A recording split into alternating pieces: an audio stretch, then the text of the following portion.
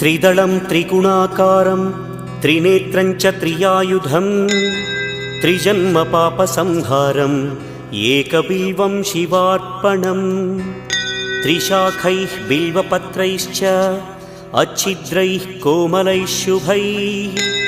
तव पूजां करिष्यामि एकबिल्वं शिवार्पणम्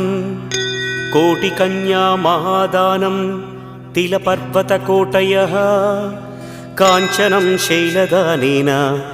एकबिल्वं शिवार्पणम् काशीक्षेत्रनिवासं च कालभैरवदर्शनं प्रयागे माधवं दृष्ट्वा एकबिल्वं शिवार्पणम्